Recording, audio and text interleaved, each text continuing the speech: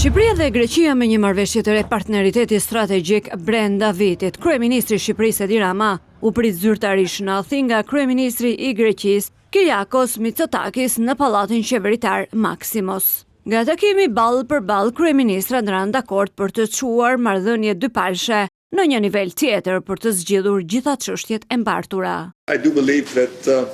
Besoj se kemi ende një mundësi të rëndësishme për të zgjidhur çështjet e pazgjidhura që kanë të bëjnë me marrëdhëniet tona dypalshe dhe për të vendosur miqësi të vërtetë midis dy popujve tanë. Rama shprehu dakordsinë që partneriteti i ri strategjik i Shqipërisë me Greqinë të përmbledhet në një dokument të përbashkët ku të jepet zgjidhje të gjitha çështjeve të pazgjidhura.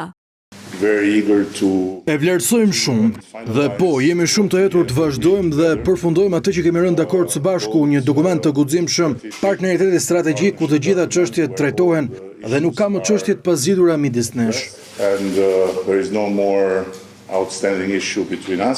Sa i përket konflikteve të shkuara si çështja Beleri, Rama dhe Mitsotakis pranuan se janë harruar dhe tani prioritet mbetet anëtarësimi i Shqipërisë në Bashkimin Evropian.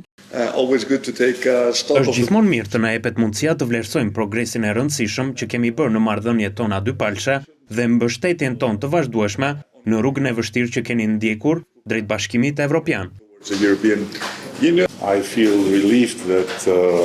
Por t'ju thënë të vërtetën, ndjehemi i lehtësuar që ajo që duhej të lihej në të kaluarën, lihet në të kaluarën sepse kjo më jep mundësinë të vim më shpesh në vendin tuaj të bukur, të cilin e dua.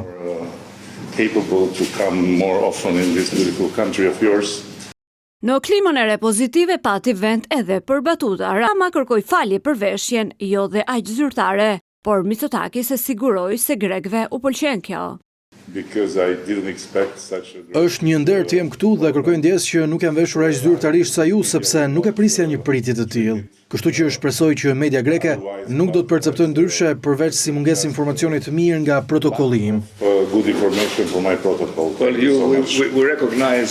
E pranojmë që je gjithmonë shumë krijues në mënyrën se si vishesh dhe kjo na pëlqen.